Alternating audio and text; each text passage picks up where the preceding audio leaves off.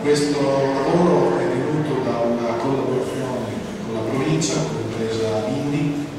Abbiamo fatto diversi studi, abbiamo proposto alla provincia di Pisa una variante tecnica, abbiamo studiato insieme dei pacchetti, sono stati precodificati anche con l'aiuto dell'SPS del Sbertacolo, e la provincia, diciamo, ha seguito il CGS in questa proposta, che è stata, dopo 4 anni, poi lo vedremo, vincente. In questo workshop la provincia spiegherà le motivazioni per aver andato a scegliere questo tipo di intervento. Poi ci sarà l'ingegner Bertolotti, che è un ingegnere del CGS, che spiegherà effettivamente come siamo intervenuti e cosa abbiamo fatto. E infine il professor Marrà, dell'Università di Pisa, ci spiegherà a 3 anni e a 4 anni dell'intervento, dopo una serie di verifiche con found weight, con prove congelata, con verifiche delle condizioni di regolarità della strada, come questo intervento ha ampiamente superato le aspettative e come questo intervento si presenta oggi. Vi voglio ricordare appunto 2 dati. CGS è un'azienda che nasce nel 2003, eravamo 4 persone, oggi siamo circa una quarantina di persone. Abbiamo 5 treni di riciclaggio, come 13 ci occupiamo, come vi ho detto, siamo specialisti in sottofondi riciclati a freddo. Direi che siamo leader in Italia per quanto riguarda la lavorazione di musei di sfumati. L'intervento di oggi lo potrete trovare nel nostro sito internet e nel sito internet di Strade Autostrade delle Viste, che penso che non tutti conosciate. Alla fine di questo incontro vi aspettiamo nel nostro stand. Qualcuno è già venuto di voi, ci siamo già incontrati per un aperitivo, un buffet finale per salutare tutti. Io partirei subito dalla provincia dell'ingegner Giusti, che come vi ho detto ci spiega quali sono state le motivazioni, le scelte, gli studi che hanno portato la provincia ad accettare questa nostra variante tecnica, e quindi lascio la parola a lui. Grazie. Dunque, buonasera a tutti, io ringrazio la CGS di questa opportunità che mi ha dato all'ufficio progettazione statale del servizio di ambientale della provincia di Pisa.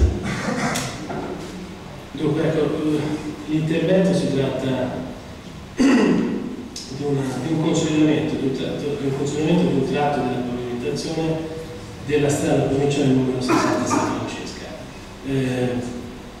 Sarà una relazione piuttosto breve e si tratterà un inquadramento territoriale, quindi l'individuazione della strada, le motivazioni per cui si è fatto ricorso alle tecniche di riciclaggio a freddo, le caratteristiche dell'intervento e in ultimo una fase conclusiva in cui farò alcune informazioni.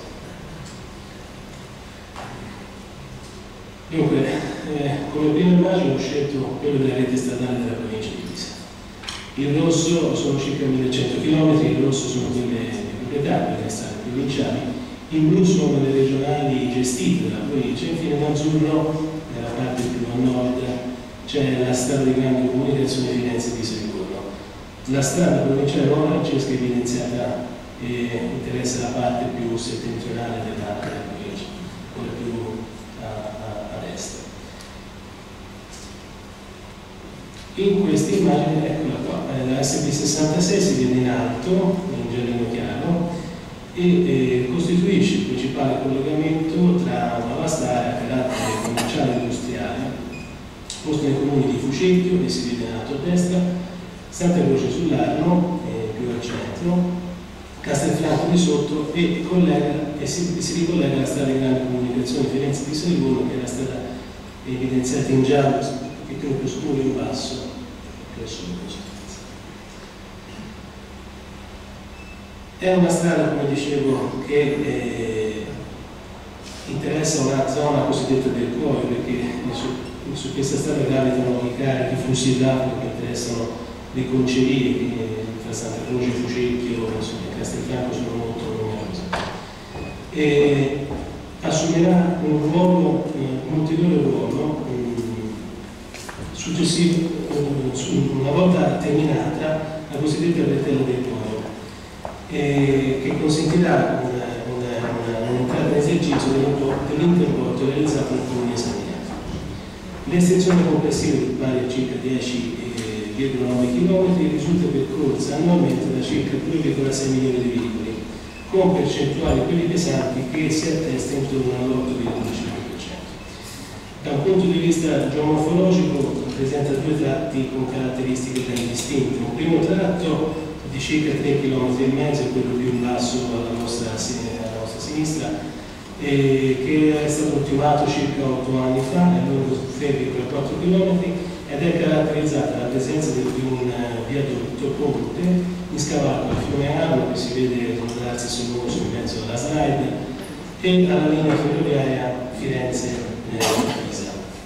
Il secondo tratto invece, quello che costeggia le pendici di quegli elevati montuosi, è lungo circa 7,5 km, attraverso un'area di bonifica di un ex padule ed è caratterizzato e rilevato con un'altezza che si attesta intorno a 2,5 metri. La realizzazione di quest'ultimo tratto risale ad oltre 20 anni fa e la pavimentazione presenta i tipici degradi di una pavimentazione flessibile, come sfondamenti, maiamenti piuttosto vistosi e delle fessurazioni ramificate, che sono imputabili principalmente al considerevole aumento di carico veicolare in relazione all'originale pacchetto di pavimentazione che fu impiegato. Quindi, con l'obiettivo di ripristinare la funzionalità della strada, è stato pianificato e sviluppato un progetto di riqualificazione della pavimentazione mediante il ricorso alle tecniche di riciclaggio fluido. Le motivazioni. Evidentemente, insomma, si parla di rifiuti e credo che non è necessario progettato. È un problema specifico della provincia di Pisa, ma credo che riguardi tante altre province a livello nazionale, quello della carenza di cavi di prestito, quindi cause per i lenti vergini, la riduzione dell'attività estrattiva è un po' la base di questo problema. E un ultimo aspetto che secondo me è diventato sempre più preponderante è la necessità di velocizzare le fasi di lavoro allo scopo di diminuire i disagi agli utenti della strada. Al giorno d'oggi installare i cantieri su strada insomma attira le idee di molti utenti. Quindi sono scelte che potremmo definire come di riqualificazione l'amministrazione, diciamo, maggiormente responsabile della pavimentazione. Queste ultime scelte sono maturate nel tempo, a partire dall'inizio del scorso decennio, quando gli uffici tecnici della provincia di Pisa si sono dovuti confrontare con l'esigenza di consolidare la pavimentazione di alcune strade interessate da sensibili flussi veicolari. Su tutti ricordo la strada di grande comunicazione Firenze-Pisa Livorno, ma anche la strada provinciale numero 3 Pianeta Pascio, la strada provinciale numero 11 dei Colline Pellegoli e la stessa strada numero 66 di cui stasera si parla.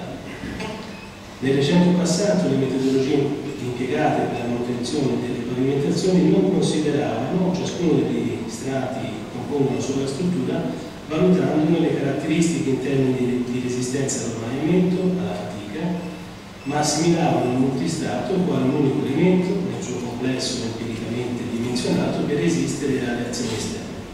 In tale ottica le soluzioni tradizionalmente adottate per la manutenzione prevedevano la sostituzione degli strati in conglomerato bituminoso esistente con nuovi strati in genere di binder, di collegamento e di usura.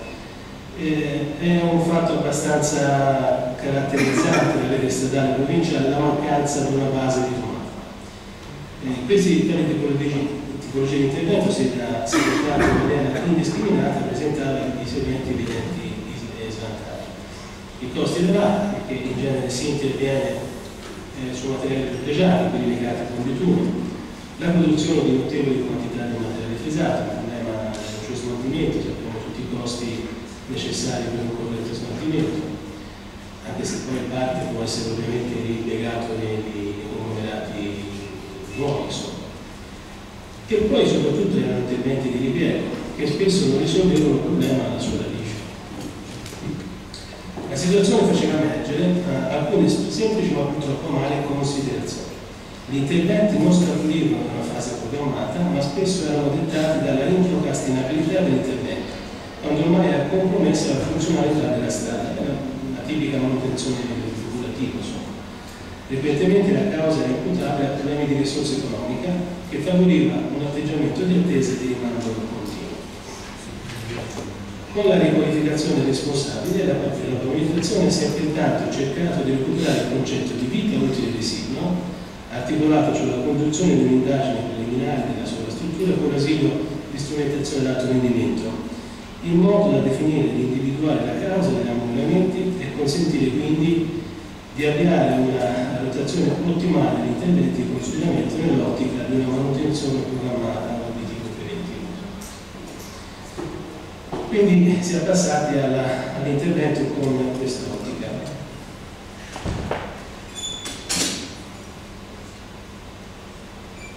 Acquisizione del quadro conoscitivo, dei dati di progettazione, mediante rilievi di alto rendimento. Conoscerete tutti il formule deflettonite e in generale quella rilevare gli spessori, e poi con un'indagine anche di tipo distruttivo, quindi paesaggi, componenti di materiale, estrazione di carote. I lavoratori che sono stati coinvolti nella fase preliminare di rilievo e nella successiva fase di verifica e controllo della qualità del materiale sono stati l'STS Mobile, che ci ha parlato l'ingegnere Ottonani, e il laboratorio sperimentale di strada del Dipartimento di Ingegneria Civile dell'Università degli Studi di Pisa. Ovviamente il quadro tutto ciò serve a determinare da un lato la rete residua della pavimentazione, dall'altra cercare di capire dove sono individuate le carenze strutturali. Caratteristiche dell'intervento. Quindi una volta acquisiti i dati di